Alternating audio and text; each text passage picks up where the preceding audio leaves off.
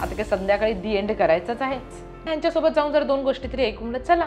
असं मी ते निरूपण ऐकलं, इतकं छान ते सगळं मी ते ऐकत गेले आणि जणू मला असं वाटत होतं की देव माझ्या समोर बसलाय आणि माझ्या प्रश्नांची उत्तरं देतोय मला, की तू का मरायचा विचार करतेस. म्हणजे जेव्हा रामाला नाही सुटलं वनवास, सीता तिला नाही तो वनवास सुटला, तर तू काय. बाबा ऑफ झाले आणि त्याच्यानंतर ना इतके म्हणजे ते प्रसंग येतच गेले, म्हणजे ज्यांची लायकी पण नसते म्हणतो ना आपण. ओके, तेही आपल्याला बोलून जात होते. तू आता तुझं पॅशन म्हणजे फूड ब्लॉगिंग हे तुझं पॅशन आहे, तुझा बिझनेस आहे ट्रॅव्हल्सचा, या सगळ्यांचा बॅलन्स कसा ठेवतेस एवढ्या बिझी स्केड्यूलमध्ये? विदाउट फॅमिली सपोर्ट तुम्ही आयुष्यामध्ये काही नाही करू शकत. ऍटलिस्ट नवऱ्याचा सपोर्ट असणं खूप गरजेचं आहे. माझ्यासारख्या बऱ्याच महिला आहेत ज्यांना आयुष्यामध्ये खूप काही करायचं असतं, पण फॅमिली सपोर्ट नसल्यामुळे त्या घराच्या बाहेरही पडू शकत नाही. माझा जेव्हा युट्यूब चॅनल सुरू केला त्यावेळेस आम्हाला असं वाटलं की आता हे बंद करावं. एका वर्षानंतर का बंद करावं असं वाटलं? सगळा जो कारभार आहे तो पैशाचा असतो, तो पैशावरती येऊन थांबतो. कधी कधी की आपल्याला खूप छान छान सगळं मिळतं आणि मग एखाद्याला चुकीचं काहीतरी मिळतं किंवा मग त्यांना तो जशी सर्व्हिस मला मिळाली तशी त्यांना नाही मिळत, ते कमेंट करतात.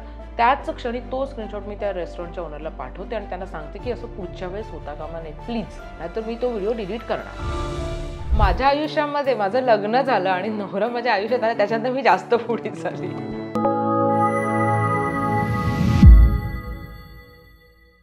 हाय हॅलो फ्रेंड्स, मी तृप्ती पराडकर. लोकमत सखीमध्ये तुम्हा सगळ्यांचं खूप मनापासून स्वागत.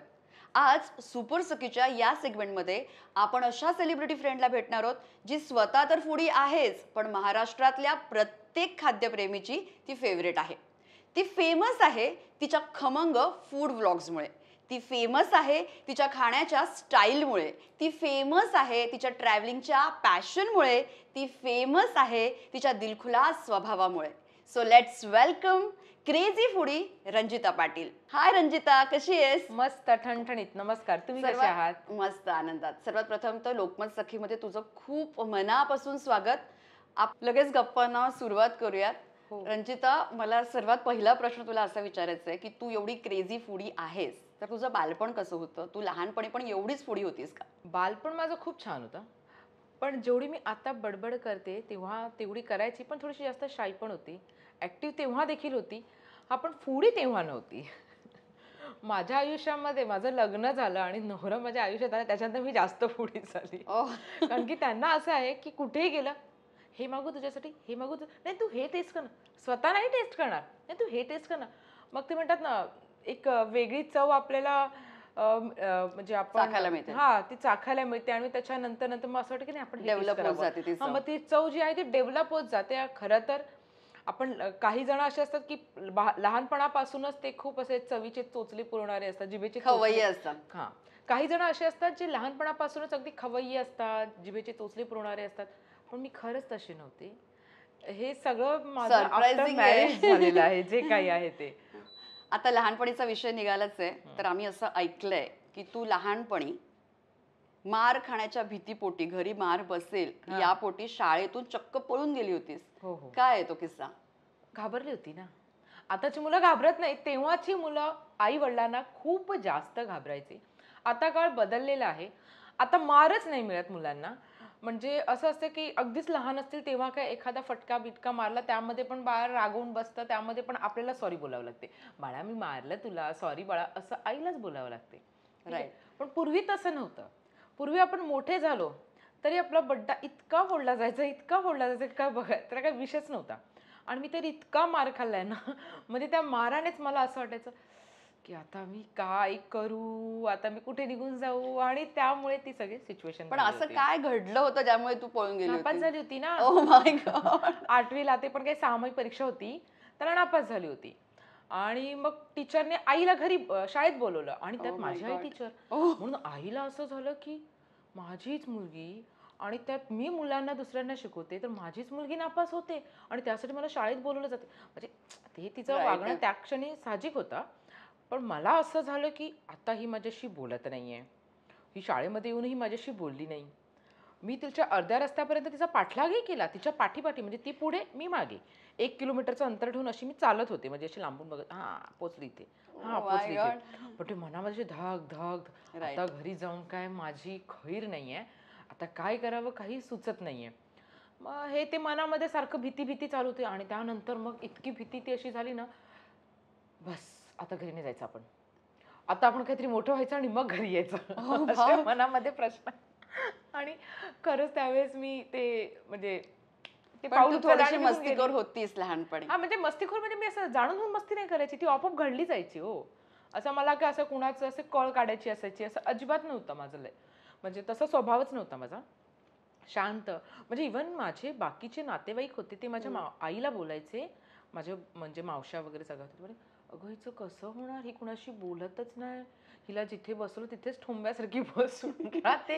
हिला फक्त भूक लागली का बोलते, भूक लागली आहे मला खायला द्या पोटात." म्हणजे तुझी आता तू जशी आहेस तशी लहानपणी मुळीच नव्हतीस. मुळीच लोकांना नव्हती. सरप्राईज वाटेल की तू लहानपणी अशी होतीस. नाही, नाही. आणि खरं सांगते, की आपण ना लहान मुलं आत्ता जशी आहेत त्याच्यावरून तुम्ही असं अजिबात प्रेडिक्ट करू नका, की ही पुढे जाऊन काय करणार आहेत ह्यांच्या आयुष्यामध्ये, ह्यांचं कसं होणार किंवा काही होणार. कारण की हल्ली ना आई-वडिलांना आतापासूनच खूप टेन्शन असतं, की माझ्या मुलाचं पुढे जाऊन काय होणार? ही अशा ह्याचा स्वभाव आहे, ही खूप मस्तीखोर आहे किंवा ही खूपच शांत आहे, ही खूपच अबोल आहे. तर राईट. ह्यांचं पुढे जाऊन काय होणार आहे? असं बरोबर. काहीच नाहीये. पुढे जाऊन आयुष्य पूर्ण बदललेलं असतं. जसं की माझं तुम्ही पाहताय. तू आज एक सक्सेसफुल फूड ब्लॉगर आहेस, हां. स्वतःचा ट्रॅव्हलचा बिझनेस रन करतेस. पण काही लोक जे असतात ना, की सुरुवात करायलाच घाबरतात. मग तो बिझनेस असू दे किंवा आयुष्यातलं कुठलंही काम असू दे. तर तुझा हा प्रवास कसा सुरू झाला फूड ब्लॉगिंगचा? त्याच्याबद्दल काय सांगशील? किंवा तुझ्या पहिल्या फूड ब्लॉगला कसा प्रतिसाद मिळाला होता? जसं की मी तुम्हाला सुरुवातीला सांगितलं, की माझे मिस्टर रोहन त्यांना खाणं खूप जास्त आवडायचं आणि मला फिरायला खूप जास्त आवडायचं. तर आम्ही ना बाईकवरून कंटिन्यू असं फिरायचो कुठे-कुठे. अरे, हे नवीन हॉटेल उघडलं, इकडची टेस्ट करूया. हे नवीन हॉटेल उघडलं, हे इकडची टेस्ट करूया. आणि जेव्हा आम्ही सुरुवात केली ना, तेव्हा खूप असे फूड ब्लॉगर नव्हते.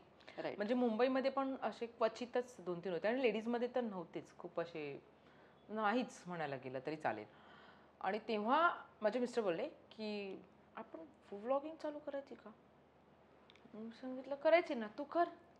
"नाही, मी नाही करणार." बोलतो, "मी तुला सांगणार, आता तर तुला पुढचं सगळं कळालेलं आहे, एवढी राईट. वर्ष झाली लग्नाला आता.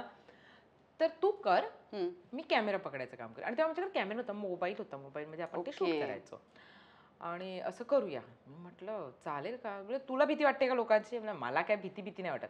म्हणजे पहिलं काय होतं, की मी जरी अबोल असली ना, हं. तरी मी क्राउडला कधीच नाही घाबरायची. राईट. म्हणजे अभ्यासात जरी मी मागे असले ना, तरी बाकी सगळ्या ॲक्टिव्हिटीमध्ये मी एक नंबर असायचे. म्हणजे शिक्षक जर सांस्कृतिक कार्यक्रम आहेत, तर हं. शिक्षक स्वतः बोलायचे, "रंजिताचं नाव लिहा." ओके. पण तेच अभ्यासात असेल ना, तर हं. शिक्षक चुकूनही बोलायचे नाही, की रंजिताचं नाव लिहा. पण असं. त्यांना हे माहिती आहे, हं. काही खेळामध्ये, म्हणजे बाकी सगळ्या ॲक्टिव्हिटीमध्ये ही पुढे आहे. हो. सेम तसंच इथे होत होतं. मग त्यांनी मला सांगितलं, की तू कॅमेराशाय अजिबात नाही आहेस. हं. सो तू होस्टिंगवर सगळं तू कर. बाकी सगळं बॅकअप म्हणजे तेव्हा सुरुवातीला, की त्यांना 3-3, 4-4 वाजेपर्यंत ते व्हिडिओ एडिट करावा एडिट करायला लागायचा. लागलं. म्हणजे दिवसभर आम्ही शूट करायचो. रात्री मग तो व्हिडिओ एडिट करायचा. मग पहाटे 7 वाजता जाऊन झोपायचं. असं सगळं तो होतं. पण तो प्रवास झाला. आणि पहिला आमचा जो हॉटेलचा व्हिडिओ होता, त्याला काही जास्त नाही, एक काहीतरी 50-60 असे व्ह्यूज मिळाले होते. तरी ते आम्हाला असं 50-60 व्ह्यूज म्हणजे काय आहे आमच्यासाठी ना, खूप होतं. एक-एक सबस्क्रायबर होता ना, तो मला लक्षात होता, की कोणी-कोणी केलं असं. असं धरून-धरून आम्ही सबस्क्राईब कर, सबस्क्राईब कर. आता असे पटकन होतात. 1000 राईट. सबस्क्राईब तर असे इझिली होतात. ते 100 पण मला लक्षात होते, की मी जाऊन-जाऊन म्हणजे माझा मित्र होता, तो लग्नात जायचा ना, तर मग तो सगळ्यांना सांगायचा, "ए करा फोन द्या, फोन द्या. फोन द्या." असे करून सबस्क्राईब करून घ्यायचे आणि फोन करून सांगायचे, "ए 81 झाले. ए 99 झाले. ए एवढे झाले." म्हणजे हे लक्षात होती. राईट. जे आत्ता सोशल मीडियामुळे आणि आफ्टर लॉकडाऊन हे खूप इझी झालेलं आहे. पण तेव्हा ती सुरुवात होती आणि ती खूप स्पेशल होती माझ्यासाठी. तू एखादा व्लॉग तयार करतेस, तर त्याच्यामागे तुझी काय थॉट असतो तुझा किंवा तू काय करतेस त्या दरम्यान प्लॅनिंग? मी कोणताही व्लॉग करो, तो फूड व्लॉग असो किंवा घरातला व्लॉग असो, की जसं आफ्टर लॉकडाऊनच्या काळामध्ये आपण डेली व्लॉग सुरू केले होते. तेव्हा घरातले सगळे व्हिडिओज वगैरे जायचे, ते लोकांपर्यंत राईट. आपण पोहोचवायचो. पहिलं तर एकच असतं, आपण जे काही करतोय, ते समाजासाठी करतोय, ठीक आहे. आपल्यासाठी तर करतोयच, पण तिथे कुठेही कोणत्याही समाजाला, त्याच्या मनाला कुठेही कोणाला धक्का लागू नये. बरोबर आहे. मग ते आपण डेली व्लॉग जरी केले, तर अशी कोणतीही गोष्ट पोहोचू नये, ज्याच्यामुळे त्यांच्या त्यांचं मन दुखावलं जाईल किंवा त्यांना कुठे असं त्रास होईल, की हर्ट ते होणार नाहीत. चुकीचं त्यांना वाटेल, की नाही हे बरोबर असं आहे. नाही करायला पाहिजे होतं तू. या गोष्टीकडे आम्ही दोघंही जण खूप व्यवस्थित लक्ष ठेवत असतो. मग एखाद्या रेस्टॉरंटचं पण करताना आम्ही बऱ्याच ठिकाणी शूट करतो. हं. आणि शूट केल्यानंतर आम्हाला असं वाटतं फूड खाल्ल्यानंतर की नाही हे नाही दाखवायला पाहिजे. आपण तो व्हिडिओच अपलोड नाही करत. ओके. कारण की ऑफकोर्स मी माझे पैसे देऊन ते फूड खाल्लेलं आहे, त्याच्यामुळे ते मला नाही सांगू शकतो मी का नाही अपलोड केलं काय. तो आपण व्हिडिओच अपलोड नाही करत. कारण मग मेहनत वाया जाते असं वगैरे मेहनत का? वाया जाते. हम्म. पण काय असतं की मी जेव्हा एखादा व्हिडिओ अपलोड करतोय आपण तेव्हा तिकडे काही जण असेही असतात आपले व्ह्यूअर्स जे 2 तासाचा प्रवास करून तिकडे जेवायला जातात. राईट. ठीक आहे. आणि मग तिथे जेव्हा त्यांची ती प्रतिक्रिया जेव्हा मला कमेंटमध्ये ते करतात, जेव्हा ती चुकीची असते की रंजिता तू हे दाखवलंस आणि आम्ही एवढं लांब गेलो, आम्हाला चुकीची सर्व्हिस मिळाली, मग ते हर्ट होतं. कारण की ते आपल्याला बघून जातात, तेवढा त्यांचा विश्वास आहे आपल्यावरती आणि त्यांच्यामुळे आपले व्ह्यूज वाढत आहेत, आपले लोक बघतायत, आपण आज एवढ्या दुनियेपर्यंत पोहोचतोय. तर ते कुठेही नाही झालं पाहिजे. आणि असं झालं जरी समजा असं कधी कधी की आपल्याला खूप छान छान सगळं मिळतं आणि मग एखाद्याला ती चुकीची ते रिव्ह्यू नाहीत म्हणजे चुकीचं काहीतरी मिळतं किंवा मग त्यांना तो जशी सर्व्हिस मला मिळाली तशी त्यांना नाही मिळत, ते कमेंट करतात. त्याच क्षणी तो स्क्रीनशॉट मी त्या रेस्टॉरंटच्या ओनरला पाठवते आणि त्यांना सांगते की असं पुढच्या वेळेस होता कामा नये प्लीज, नाहीतर मी तो व्हिडिओ डिलीट करणार, हे मी सांगते त्यांना. आणि म्हणजे हे का सांगते, कारण की हे बघा असं नाहीये भले ते व्यवहार म्हणजे जे काही आहे तो व्यवसाय करतायत, पण त्यांनाही तो व्यवसाय यासाठी ते करतायत की त्यांच्याकडे तो क्राऊड यावा, ते पुन्हा पुन्हा तो कस्टमर जेवायला यावा. मग जर मी त्यांना नुसतं हो हो बोली खोटं खोटं, तर त्यांना कसं कळणार की त्यांच्याबद्दल म्हणजे बाबा चुकीचंही घडतंय किंवा चुकीचं होतंय, ते त्यांच्यापर्यंत पोहोचलं पाहिजे ना. ठीक आहे, मी हवं तर त्यांना असं वाटेल का मी चुकीचं बोलतेय त्या क्षणाला, पण ते पोहोचणं गरजेचं आहे. म्हणजे सामाजिक भान राखून राखूनच जे काही करतो, अगदी डेली व्लॉग पण करतो, तर ते असं कुठे कोणाला मनाला त्रास होईल किंवा काय, ह्या गोष्टी अगदी आम्ही राखून करत असतो. कारण की हल्ली आपण बघतो डेली ब्लॉगच्या थ्रू ते काही म्हणजे तोंडातून वाईट अपशब्दही काढताना दाखवतात किंवा कोणालाही मारताना, कसंही बसता तुम्ही, उठता तुम्ही, कुठले तुम्ही फिल्टर्स. हे ध्यान राखा की तुम्ही जे काही करताय ना ते कोणीतरी कॉपी करते तुम्हाला तिकडे.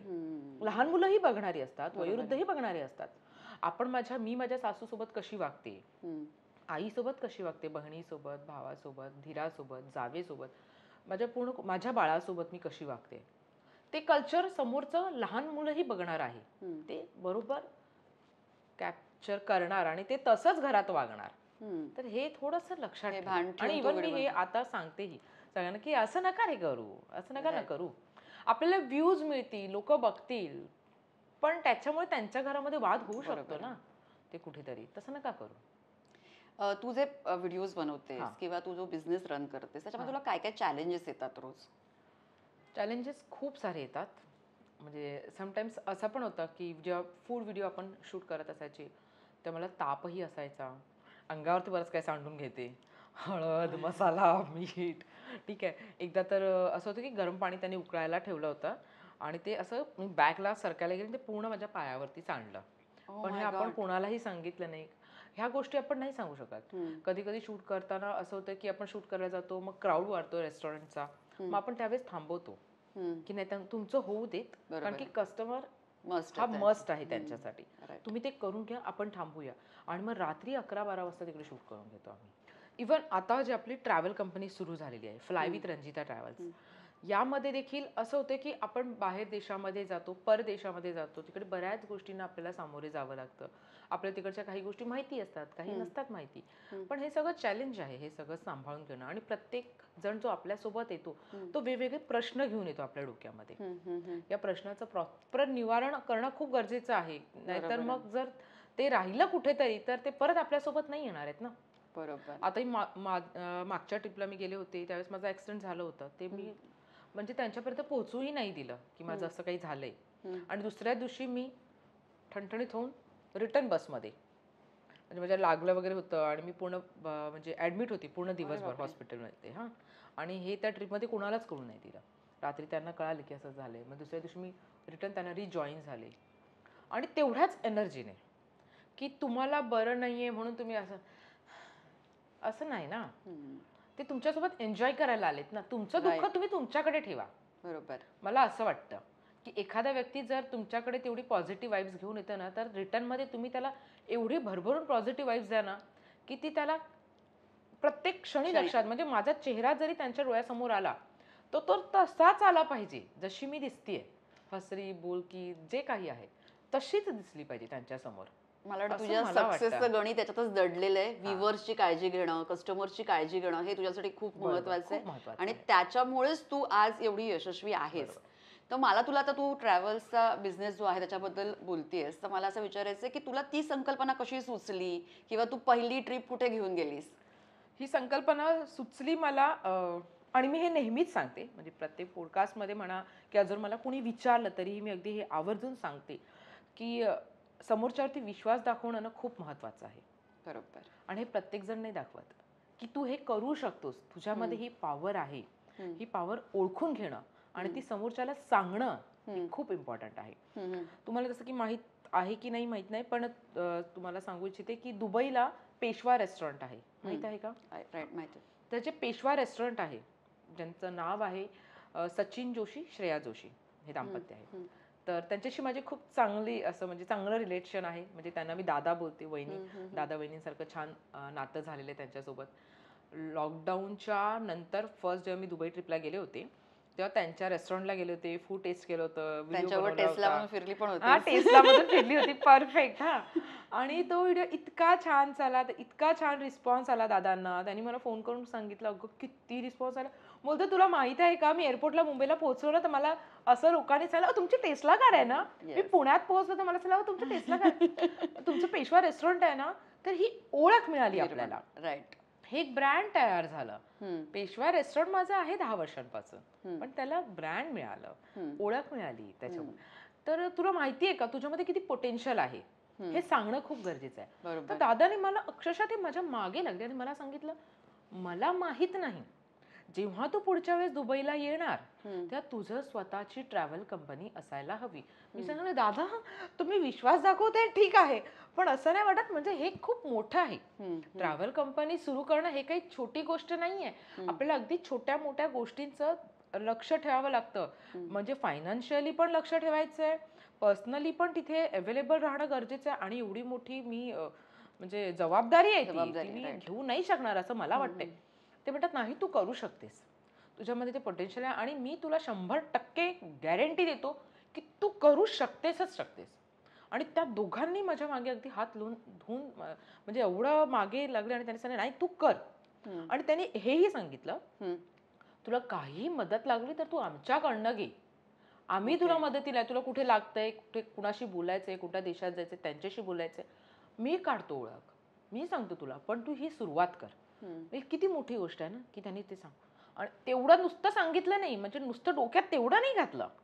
जेव्हा जेव्हा मी फोन करायची विचारला दादा कसे आहेत काय, सुरू केलास तू काय विचार केलास याच्यावरती, फॉलोअप पण घेतला. फॉलोअप पण घेतला. आणि त्याच्याने काय झालं की मग मी म्हटलं की नाही सुरू करायला पाहिजे, आपण आता करूया सुरुवात. आणि मग सुरुवात केली आणि मग म्हटलं की नाव काय ठरवायचं.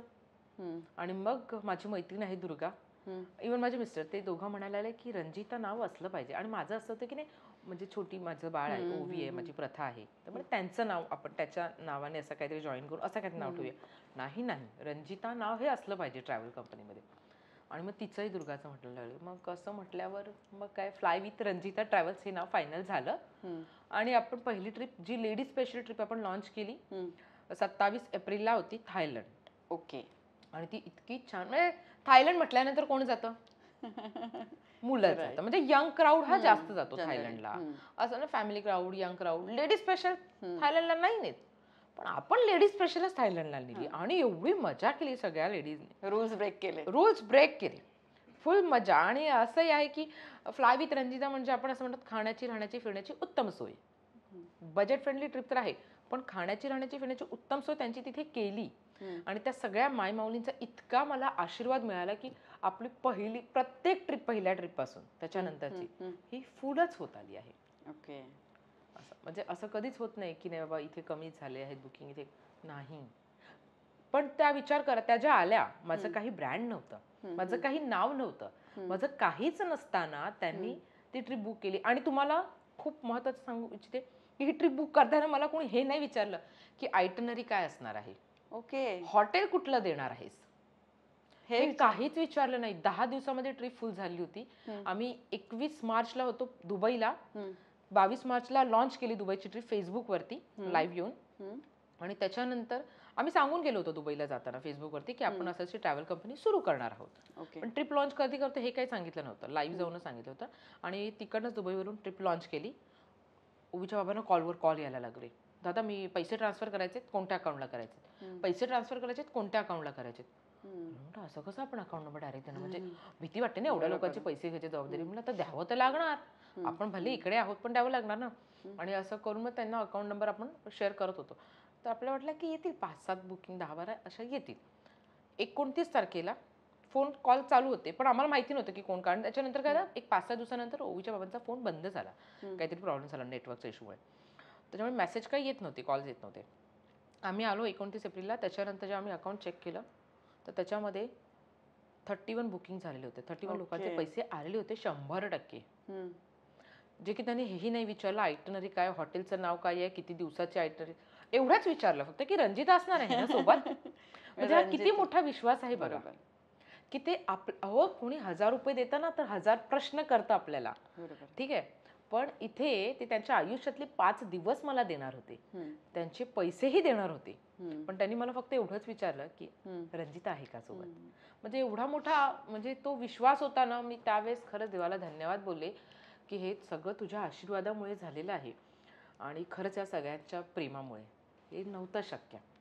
मला वाटतं तुझी माणसं जोडलीस, त्यांनी तुला सपोर्ट केला आणि जी लोक तुला म्हणजे ट्रॅव्हलसाठी येत होती त्यांना तुझ्यावरती विश्वास होता की रंजिता आहे म्हणजे फुल धमाल, त्याच्यामुळे त्यांनी तुला लगेच सपोर्ट केला त्यासाठी. सपोर्ट केला खरंच. मला याला लागूनच असा पुढचा प्रश्न विचारायचा आहे की तू आता तुझं पॅशन म्हणजे फूड ब्लॉगिंग हे तुझं पॅशन आहे, तुझा बिझनेस आहे ट्रॅव्हल्सचा, तर ह्या सगळ्याच आणि परत तुझं कुटुंब, तू लहान मुलं आहेत तुला, पूर्ण सासरची माहेरची सगळी लोक, या सगळ्यांचा बॅलन्स कसा ठेवतेस एवढ्या बिझी स्केड्यूलमध्ये? या सगळ्यांचा बॅलन्स कसा ठेवते, सगळ्यात महत्त्वाचं म्हणजे मला फॅमिलीचा सपोर्ट आहे. विदाऊट फॅमिली सपोर्ट तुम्ही आयुष्यामध्ये काही नाही करू शकत. ॲटलिस्ट नवऱ्याचा सपोर्ट असणं खूप गरजेचं आहे. माझ्यासारख्या बऱ्याच महिला आहेत ज्यांना आयुष्यामध्ये खूप काही करायचं असतं पण फॅमिली सपोर्ट नसल्यामुळे त्या घराच्या बाहेरही पडू शकत नाहीये. आज माझ्या सासूबाईंचा सपोर्ट आहे.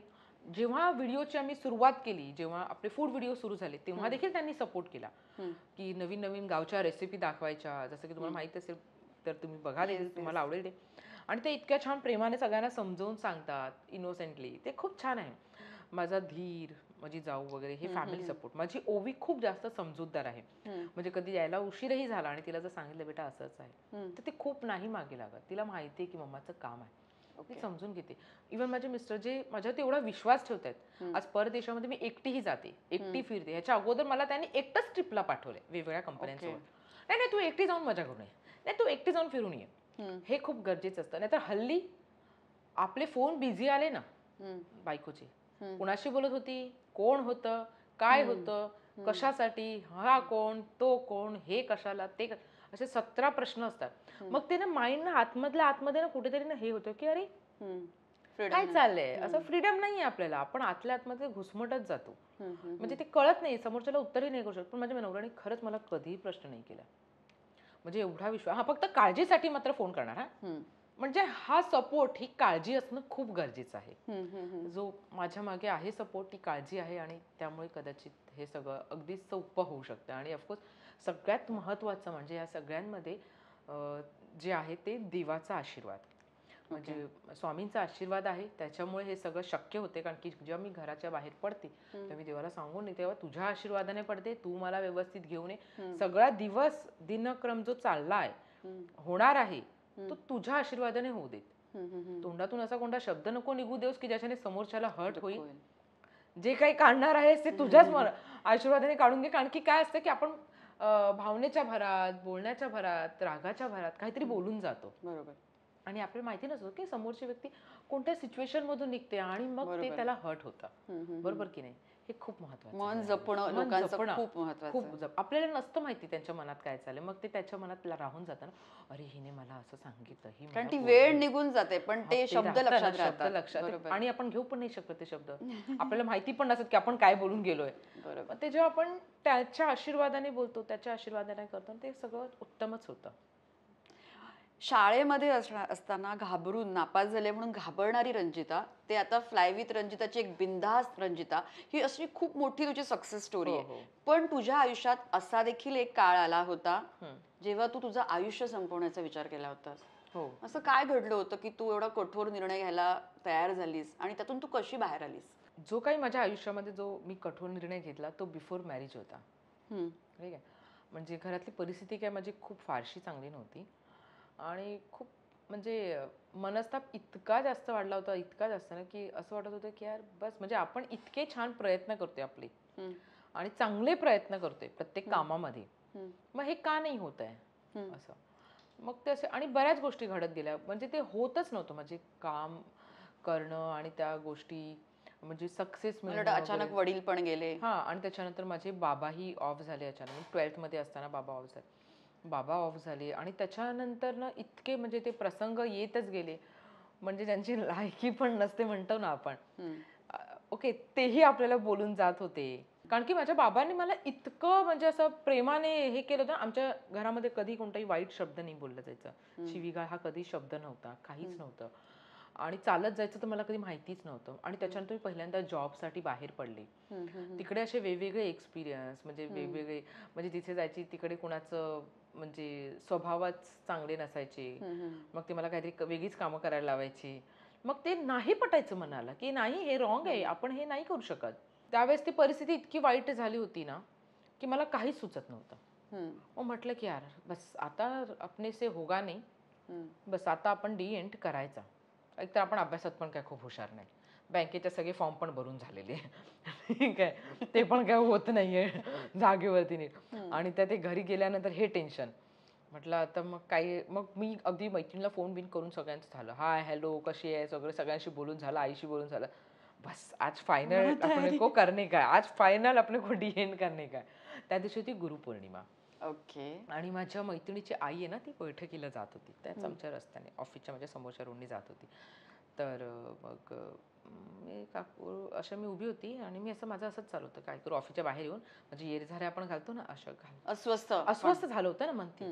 म्हणजे आईचं काय होणार, तिने आपल्या लहानाचं मोठं केलं, पण ते नव्हतं, मनाला नव्हतं समजून घेत. नाही काही होईल, ठीक आहे, असं काही नाही, होऊ शकतं असं. ते तरी पण मन अस्वस्थ अस्वस्थ होत होतं. मग म्हटलं की नाही, आपण जे डिसिजन घेतले ते परफेक्ट घेतले. तर मैत्रिणीची आई जात होती रस्त्यावरून आणि तिने मला हाक मारली, काय ग काय करतेस? म्हटलं काय नाही काकू, असंच थोडं उभी आहे, थोडं म्हणजे काम आहे म्हणून विचार. एक काम कर, चल माझ्यासोबत, काही काम नाही ना तुला? नाही काहीच काम नाही. मला चल मग बैठकीला जाऊन बसूया. मी झालं नाही, काम तर मला काय नाही आहे, पण तुम्ही जा बैठकीला, मी काही येत नाही. हां, आणखी मला ते माहीत, मला ॲक्च्युली ना म्हणजे असं खूप विश्वास नव्हता. म्हणजे म्हणजे देवावरती मला खूप विश्वास आहे, नो डाऊट. माझ्यासोबत देव नाही वाईट करणार. पण मला असं बैठकीला जाणं किंवा म्हणजे हे जे कोणी स्पिरिच्युअलिटी. स्पिरिच्युअल जे कोणी सांगतात ते खरं आहे वगैरे, हे मला काही विश्वास नव्हता. मला एकच विश्वास होता, गणपती बाप्पावरती. म्हणून मला असं वाटतं नाही. पण ते म्हणतात ना, जेव्हा वाईट परिस्थिती येते तेव्हा आपलं मेंदू चालणं बंद होतो आणि आपण त्यावेळेस वाईट डिसिजन घेतो. चुकीचे डिसिजन आपण तेव्हाच घेतो, कारण की आपल्याला ना प्रॉपर मार्ग दाखवणारा नाही मिळत. आपल्याला एका बाजूने देव थांबवत असतो, मनात गोंधळ असतो. पण गोंधळ असतो ना, मग आपण त्यावेळेस हे असं चुकीचं डिसिजन घेतो. आणि मग त्यांनी सांगितलं, चल तू बघ. म्हटलं नको, हो नाही, हो नाही. म्हटलं राहू दे, असे रात्री जायचंच आहे, आता काय संध्याकाळी दी एंड करायचंच आहे. म्हटलं ह्यांच्यासोबत जाऊन जर 2 गोष्टी तरी ऐकून, म्हटलं चला जाऊन बसते.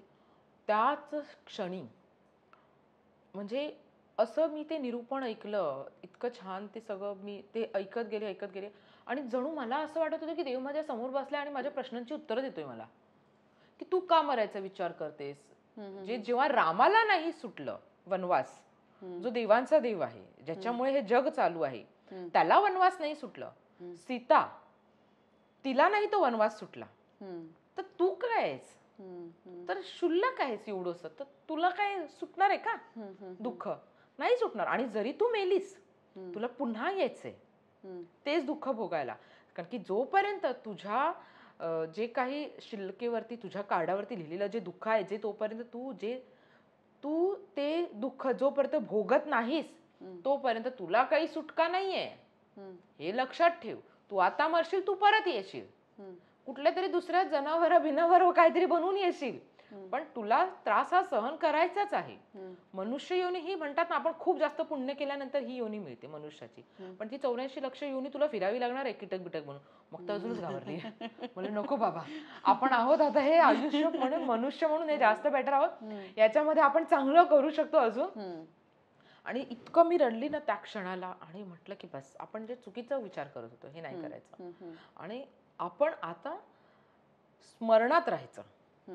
स्मरण हे कंटिन्यू, जे आपल्याला आपण जे विसरतो ना देवाचं स्मरण कर. आपण काय करतो, सकाळी आपल्याला घाई असते ना, पूजा आपण उपास तर करतो, पण उपास करत असताना आपल्या डोक्यात किती प्रश्न असतात माहिती का, संध्याकाळी जेवायचे, उपवासाचं काय खाऊ. आणि उपास करत असताना जर आपल्याला कोणी जर चिमटा पण काढला, मग तर दी एंड त्याचा करून टाकतो आपण. कारण की राग असतो ना, उपाशी पोटी असल्यामुळे आपल्याला राग असतो मनामध्ये. पण उपास करत असताना आपल्या मनामध्ये हे असतं का, की आपण दिवसभर देवाचं नामस्मरण करायचंय. आपण नुसतं मनामध्ये चिडचिड चिडचिड चिडचिड चिडचिड चिडचिड करत असतो. तो उपास नाही. मग त्या उपासाला काहीच अर्थ नाहीये. मग तो उपास करण्यापेक्षा उपासना करा, देवाचं नामस्मरण करा. तुम्ही रिकामी पोटी नाही राहिलात ना, पण जर देवाचं नामस्मरण अंतःकरणात ठेवलात ना, तर तो देव असाही तुमच्यावरती खुश होणार आहे. जे मला नव्हतं माहित. मी उपास तर एवढे करायचे काय बघायलाच नको. पण ते ऍक्च्युली भक्ती ही चुकीच्या मार्गाची होती माझी. तो भक्तीचा योग्य तो मार्ग काय आहे ते मला त्या दिवशी कळला. आणि खरंच त्या क्षणानंतर माझं आयुष्य इतकं बदललं की विषय संपला. मग ती रंजिता काय कुठच्या कुठे संपली, आणि ही रंजिता देवाने अशी छान तयार केली. वाईट वाटतं त्या काळात असा विचार केला त्याच्याबद्दल वगैरे काही? नाही, काहीच नाही वाईट वाटत. हा तो क्षण येणं गरजेचं होतं ना. आता तो जर क्षण आलाच नसता तर मी बैठकीला जाऊन बसलीच नसते. बरोबर. मला देव काय आहे हे महत्वच पटलं नसतं. कदाचित ते देवाचं राजकारण होतं की हे तिच्या आयुष्यामध्ये होऊ देत, हे सगळे गोंधळ येऊ देत, त्याशिवाय ही तिला कळणार नाही भक्ती खरी काय आहे ती. हे सगळं तिच्या आयुष्यामध्ये येऊ देत, तिला हा त्रास होऊ देत. म्हणाली ना मी आता नुकताच तुम्हाला की रामाला जर वनवास नाही सुटला तर आपण काय हो, बरोबर की नाही. मग त्याच्यामुळे एवढं मोठं घडलं ना सगळं रामायण. पण मग मी तर क्षुल्लक आहे, मग मला हे सगळं होणं गरजेचं होतं आयुष्यामध्ये. त्याच्यामुळे आज ही रंजिता मिळाली. त्यामुळे आज ही रंजिता मिळाली. दुःखाशिवाय सुखाची मजा नसते आयुष्यात. मी तर म्हणते की प्रत्येकाला दुःख हे आयुष्यामध्ये यावं, थोडंसं यावं. हा, थोडंसं यावं. आणि जर जास्त येतंय तर तुम्ही त्याला हाक मारा, भगवंताला हाक मारा. तो तुम्हाला असा फुलासारखा बाजूला काढेल ना, तिकडनं त्या चिखलातून तुम्हाला कळणारही नाही. आपण हाक मारायला विसरतो. आपण जेव्हा अडकतो ना, म्हणजे एखाद्या संकटात, आपण कोणाला हाक मारतो? मित्राला हाक मारतो, मैत्रिणीला हाक मारतो, ह्याला हाक मारतो, त्याला हाक मारतो, आणि सगळं झालं, तो दी एंड होत आला ना, काय देवा मी तुला एवढं सांगितलं, तुम्हाला वाचवलंच नाही. माहिती ती स्टोरी आहे पाण्यातली. देव म्हणत होता, अरे ती बोट बनवून मीच चालवतो तुला घ्यायला, तू म्हणाला देव येणार आहे मला वाचवायला. अरे तो झाड मीच टाकलं होतं तुझ्यासाठी की तू त्याच्यावरती येऊन बरोबर वाचशील, पण तू त्याला पण सोडून दिलंस. मला तर देव येणार आहे वाचवायला. देव काय स्वतः येणार आहे का? एवढी लोक का बनवली आहे? त्यासाठीच बनवली. पण तू त्याला हाक मार की मला तूच सांभाळ. तो बरोबर कोणाच्या तरी रूपाने येणार आणि तुम्हाला तिकडनं तारणार. आणि आज जी रंजिता आहे ती एवढी सक्सेसफुल होण्यामागे अनेक गोष्टी आहेत. पण तुला काय असं वाटतं की तुझ्या आयुष्यात अशा कुठल्या 3 गोष्टी आहेत ज्याच्यामुळे तुला हे सक्सेस मिळालंय एकदम प्रॉमिनंट? ह्या 3 गोष्टींमुळे मी आज आहे, किंवा हे सक्सेस या 3 गोष्टींमुळे आहे. पहिला सक्सेस म्हणजे माझ्या देवामुळे. ठीक आहे, समर्थांमुळेच मी सक्सेस आहे. दुसरा सक्सेस माझ्या नवऱ्यामुळे, रोहन, आणि माझं कुटुंब ह्याच्यामुळे. आणि तिसरा सक्सेस माझ्या म्हणजे आई वडिलांची पुण्य आणि माझी मेहनत. आमची जी मेहनत आहे त्याच्यामुळे. खरेपणा कधीच सोडू नका, त्याच्यामुळेच हे सक्सेस आहे, बाकी काहीच नाही. आता जे नवोदित फूड ब्लॉगर आहेत, म्हणजे न्यू आता येतात ह्या फील्डमध्ये किंवा ट्रॅव्हल बिझनेसमध्ये येतात, त्यांना तू काय सल्ला देशील? कन्सिस्टन्सी ठेवा, ही खूप महत्त्वाची आहे. कन्सिस्टन्सी. जेव्हा मी माझा जेव्हा यूट्यूब चॅनल सुरू केला त्यावेळेस आम्हाला असं वाटलं की आता हे बंद करावं 1 वर्षानंतर. पण नंतर परत मनात म्हटलं की 1 वर्ष मेहनत घेतली, अजून थोडे दिवस घेऊया. का बंद करावं असं वाटलं? व्ह्यूजच येत नव्हते ना जास्त, Okay. म्हणजे व्ह्यूज येत नव्हते, मग पैसे खिशातले जात होते. खूप मेहनत घ्यावी लागत पण होती. मेहनतही घ्यावी, नंतर नंतर असं वाटतं की नाही हे करावं असं वाटत होतं. हम्म. पण पैसे खिशातले जात होते ना. हम्म. मग असं, आणि बघा सगळा जो कारभार आहे तो पैशाचा असतो, तो पैशावरती येऊन थांबतो. हम्म. तुम्ही कितीही करा, काही करा, पण जर तुमच्याकडे पैसेच नाही आले तर तुम्ही खर्च कसे करणार? हम्म. बरोबर की नाही? हम्म. कोणताही व्यवसाय करा, पण जर तुम्हाला त्याचा म्हणजे हवे तसे पैसे नाही मिळाले, मोबदला नाही मिळाला, तर तुम्ही ते नाही करू शकणार. बरोबर की नाही? तर तेच आहे. मग असं करून करून आमचं चालू झालं. पण नंतर मग आम्ही जेव्हा आमचं सुरुवात केली, पहिलं पेमेंट माझं 8,000चं आलेलं. हम्म. म्हटलं अरे 8,000 रुपये आले. हम्म. म्हणलं चल 8,000 पण खूप मोठं, 1.5 वर्षानंतर आले 8,000 रुपये. हम्म. पण माझ्यासाठी ते 8,000 पण खूप महत्वाचे होते, हम्म. की चल आपण करू हळूहळू करून थोडं थोडं. मग म्हणजे माझं सलॉन होतं, ते हँडल करता करताही आम्ही शूट करत राहायचो आधीमध्ये. म्हणजे त्याच्यानंतर काहीतरी एक आर्थिक बाजू चांगली असेल त्यांनी हे सुरू करावं असं. त्यांनी हे सुरू करा, म्हणजे तुम्ही अगदी 100% द्याल ना, मग तुम्हाला आता नाही पण आता इझी झाले हो युट्यूब. आता म्हणजे सोशल मीडिया आहे ना, ते खूप इझी झालं, कारण की तुम्हाला बऱ्याच गोष्टी आहेत. तुम्हाला कोलॅब म्हणजे ब्रँडिंग येतं, तेव्हा कमी ब्रँड्स होते, ठीक आहे, तेव्हा ब्रँडिंग वगैरे कमी मिळायचे सुरुवातीला. आता तुम्हाला ब्रँडिंग पण आहे, तुम्ही कन्सिस्टन्सी ठेवलीत ना तर तुम्हाला जग हळूहळू ओळखायलाही लागतं. पण एवढंच की नुसती कन्सिस्टन्सी ठेवताय, पण ते लॉयली करायचे करताय. प्रामाणिकपणा महत्वाचा. हा, ते समाजाचं ध्यान ठेवून करा. म्हणजे समाजाचा आपण एक भाग आहोत आणि आपलं समाजाला काहीतरी देणं लागतं, हे कधीच विसरू नका आयुष्यामध्ये. या समाजाला, या म्हणजे आपण ज्या राज्यात राहतो त्या राज्याला, आपण ज्या देशात राहतो त्या देशाचं आपलं काहीतरी देणं असतं, हे कधीही विसरू नका आणि त्याचं ध्यान ठेवूनच करा. म्हणतात ना, भाषेचं आता बरंच चालू आहे. आपण ज्या राज्यात राहतो, आपण ज्या देशात राहतो, त्या देशाची भाषा आपल्याला येणं गरजेचं आहे. त्या राज्याची भाषा येणं आपल्याला गरजेचं आहे. जर मी महाराष्ट्रात राहते तर महाराष्ट्राची भाषा मराठीही येणं गरजेचं आहे. जर मी दुसऱ्या देशात राहते, राजस्थानमध्ये, तर मला राजस्थानची भाषा येणं गरजेचं आहे, कारण की मला तिकडे तो व्यवसाय करायचा आहे. मी जर दुबईमध्ये राहते तर थोडीफार अरब पण शिका. ठीक आहे, मी दुसऱ्या कोणत्या देशात राहते, मी तिकडची थोडीफार भाषा शिका, जपनी पण शिका, त्याच्याशिवाय तुम्ही तिकडे व्यवसाय नाही करू शकणार. आता आपलं कनेक्ट होण्यासाठी लँग्वेज इज मस्ट. आपण असं म्हणतो की अरे काय फरक पडतो, नाही, खूप फरक पडतो. लँग्वेज ही खूप मस्ट आहे. जसं आता जेव्हा मी डेली ब्लॉग करते, लोक का कनेक्ट होत आहेत, म्हणजे क्राऊड जो आपला आहे तो का कनेक्ट होतोय, कारण की मी त्यांच्यातली आहे हे त्यांना वाटतंय ना. मग हे त्यांच्यातली मी त्यांना का वाटते, मी तुझ्यासारखीच आहे, माझा काही वेगळा स्वभाव नाही आहे. हे प्रत्येक गृहिणींच्या घरोघरी मातीच्या चुली सगळ्यांकडे सेमच असतं, हेच तुम्हाला दिसतंय, त्याच्यामुळे मी तुम्हाला कनेक्ट झाली आहे. मग तुम्ही व्यवसायही करताना, समोरच्याशी कनेक्ट होताना त्याच्या भाषेत बोलला तर तुम्ही जास्त कनेक्ट होऊ शकाल. रंजिता, तुझं जे पॅशन आहे फूड ब्लॉगिंग आणि तुझा बिझनेस, या दोन्ही गोष्टींना तुला भविष्यात कुठल्या लेवलला घेऊन जायला आवडेल? जसं की मी तुम्हाला सुरुवातीला सांगितली, फ्लाय विथ रंजिता ट्रॅव्हल्स म्हणजे बजेट फ्रेंडली ट्रिप्स असतात, ठीक आहे, राईट. सगळ्यांचा भरभरून विश्वासही आहे आपल्यावरती. तर आता ह्या सगळ्यांमध्ये मी ना, माझी लास्ट ट्रिप होती दुबईला. मी एअरपोर्टला उतरली, तर तिकडे कशी ना मी टॅगलाईन वाचली, फ्लाय विथ एमिरेट्स. आणि त्याच्यात त्या क्षणाला माझ्या मनात काय आलं माहिती आहे का, अरे फ्लाय विथ एमिरेट्स ह्यांनी माझी कॉपी केली का?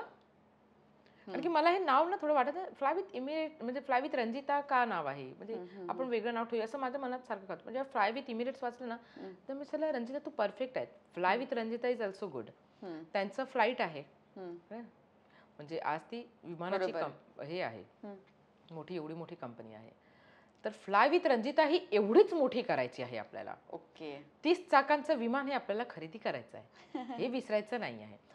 आणि माझ्या सगळ्याच मैत्रिणींसाठी ही इतकी छान अपॉर्च्युनिटी असते, म्हणजे प्रत्येक जण इतका आनंदाने तो क्षण जगत असतो, हे बघून मला अतिशय जास्त आनंद होत असतो, की त्यांच्याच आनंदामध्ये माझा आनंद आहे. बरोबर. म्हणजे प्रत्येक जण जेव्हा ती येते बोलते, अरे मी पहिल्यांदाच रंजिता तुझ्यासोबत आली, मी पहिल्यांदा घराच्या बाहेर पडली आहे, तू होतीस ना म्हणून मी या ट्रिपला आली आहे, आणि तुझ्यासोबतचे 5 दिवस जे आहेत ते मला आयुष्यभर लक्षात राहणार आहेत, याच्यामध्ये मी सगळं कमवलं. आणि मला हेच करायचंय की आपली प्रत्येक ट्रिप ही त्याची अविस्मरणीय असायला हवी. ट्रिप नसायला पाहिजे, ती ट्रिप नाही, ती फॅमिली पिकनिक झाली पाहिजे. फॅमिली पिकनिक मध्ये आपण एक वेगळीच मजा करतो नाही का, कशी ती वेगळी मजा असते, त्याच्यामध्ये कुठे बॉन्डिंग नसतं, सकाळी उठायचं, रात्री झोपायचं किंवा फिरण्याचं, हे ते. ट्रिपमध्ये ती बॉन्डिंग नसते. पण ही फॅमिली पिकनिक आहे त्यामुळे ही बॉन्डिंग होते. अशा लेवलचं अशा लेवलचीच मला ती कंपनी उभी करायची आहे. ओके. आणि तुझं फूड ब्लॉगिंगच्या बाबतीत? ऑफकोर्स आता तुम्ही सांगा जगभर फिरणार मग फूड ब्लॉगिंग पण जगभर पसरणारच ना. ओके. असं. पूर्ण जगभरात जगभरामध्ये आपल्याला एक्सप्लोअर करायचं. एक्सप्लोअर करायचंय बस. Okay. Rapid fire round with Ranjita. हां. मला सांग की क्रेझी फूडी रंजिता की फ्लाय विथ रंजिता? दोन्ही नाही, एकच सांगायचंय. नाही नाही, असं कसं तर खाता खाता आपण फिरतो पण ना मग. तरी पण एकावरती कोणावरती जास्त प्रेम आहे? नाही ना, माझं प्रेम आता दोन्ही बाळं माझीच आहेत. एका बाळाला सांगितलं दुसरं बाळ रागून बसेल. एका नाण्याच्या दोन बाजू आहेत म्हणूया. मग एका नाण्याच्या दोन बाजू आहेत या. ओके. पुढचा प्रश्न असाच एक की पालघर की दुबई? कोस पालघर. पालघरमुळेच तर सगळं काही आहे. मला जगभर ओळख जी काही मिळाली भले मी बाहेर निघाल्यामुळे मिळाली पण सुरुवात ही पालघर पासून झालेली आहे. त्याच्यामुळे पालघर. रंजिताला होममेड फूड आवडतं की फक्त हॉटेलचंच फूड आवडतं? नाही नाही, जिभेचे चुचले पुरवण्यासाठी हॉटेल पण गरजेचं आहे. मला होममेड फूड मी जेव्हा ना बाहेरून ट्रिपवरून येते ना तर मला डाळ भात खायची खूप इच्छा होते. डाळ भात लोणचं खायचंय. खूप दिवस बाहेरचं खाल्लं की मग होममेड? हा नाही नाही, असं काही नाहीये. होममेड जास्त आवडतं पण बाहेरचंही जेवण आवडतं. मला वेगवेगळी चव तरी चाखायला पण आवडते. दोघांपैकी जर एकच चॉईस करायचं असेल तर? वेगवेगळी चव चाखायला आवडते. घरामध्ये पण मी वेगवेगळे पदार्थ बनवते. Okay. होममेड. तुझं फेवरेट फूड डेस्टिनेशन आणि travel destination? Food destination Maharashtra okay. आणि ट्रॅव्हल डेस्टिनेशन संपूर्ण जग आहे. हा, कारण की संपूर्ण जगात फिरायचंय मला. पण तरी पण संपूर्ण जगामधलं एक ट्रॅव्हल मला आवडणारं लोकेशन जे आहे ते स्पेन. फूड ब्लॉगिंग करताना आलेला एखादा मजेशीर अनुभव? मला मोदक खूप आवडतो. हम्म. तर मला जेव्हा जेव्हा कोणी सांगतं ना मोदक आहे तर माझं असं इतका आनंद जास्त होतो ना, डबल होतो ना. मी चला हा म्हणजे मी कॅमेरापुरती भले एक मोदक खात असेल पण कॅमेरा ऑफ झाल्यानंतर मी 4-5 मोदक खाऊन घेते. 4-5? खूप आवडतात मोदक. आवडतात. बनवायलाही आवडतात? हा, बनवायलाही आवडतात. Okay. पण आपण बनवलेले खाण्यापेक्षा मला दुसऱ्यांनी बनवलेले जास्त आवडतात. ओके. रंजिता, तू तुझा एवढा वेळ काढून आमच्याशी एवढ्या दिलखुलास गप्पा मारल्यास त्याच्यासाठी खूप मनापासून धन्यवाद. Thank you so much. मनापासून लोकमत सखीचे धन्यवाद. तुम्ही देखील मला इथे बोलवलं आणि बोलण्याची संधी दिलीत. थँक्यू. थँक्यू. रंजिताच्या या सक्सेस स्टोरीमधून एकच गोष्ट लक्षात येते, जर तुमच्यामध्ये जिद्द असेल, आत्मविश्वास असेल, पॅशन असेल आणि फॅमिलीचा सपोर्ट असेल तर यश तुमच्या हातात नक्कीच येणार. सो अशाच नवनवीन सक्सेस स्टोरी जाणून घेण्यासाठी लोकमत सखीच्या चॅनलला सबस्क्राईब करा, व्हिडिओज लाईक अँड शेअर करा. पुन्हा भेटू एका वेगळ्या सेलिब्रिटीसह. तोपर्यंत बाय.